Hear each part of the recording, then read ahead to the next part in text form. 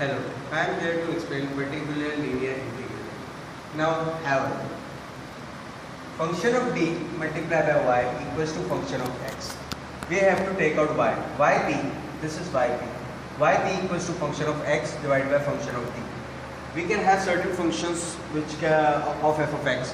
F of x can be exponential function, f of x can be a trigonometric function, f of x can be a algebraic function, and log function and function.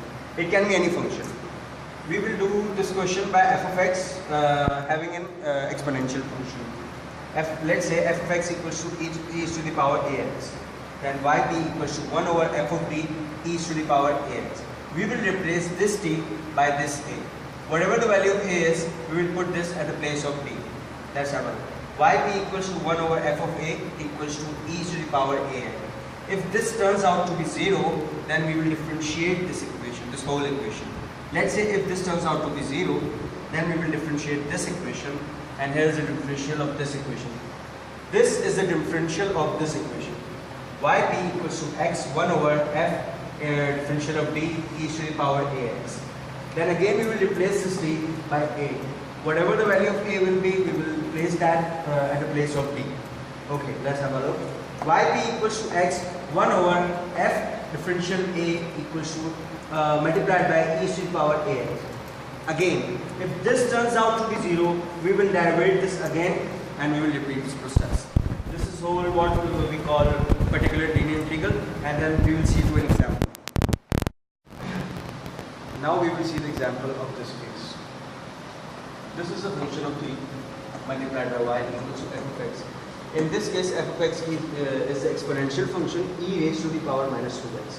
To take out yp, we divide the f of x by the function of t. F of x is e raised to the power minus 2x divided by d cube minus 7d minus 6. In this case, we replace d by value of a. In this case, the value of a is minus 2. It's given over here. The value of a is minus 2. Now we will replace the value of d by minus 2. Yp equals to 1 over minus 2 cube minus 7 bracket minus 2 minus 6 e raised to the power minus 2. This thing turns out to be 0. Here we have a function of x equals to 0. Now if this thing turns out to be 0, we have to differentiate this whole equation as we have seen before. This is the, now here we differentiate this equation. Yp equals to 1 over d cube minus 7d minus 6 multiplied by e raised to the power minus 2. This is the method how we differentiate this. This is the differential of this. Yp differential equals to x 1 over 3d square. 3d square, the differential of this is this. 3d square minus 7 e raised to the power minus 2. Now again we will replace the value of d by a. And here in this case a is minus 2 as we have seen here. Yp equals to x 1 over 3 minus 2 whole square minus 7 e raised to the power minus 2x. And then it turns out to be yp equals to x 1 over 5 e raised to the power minus 2x. This is the final answer of yp.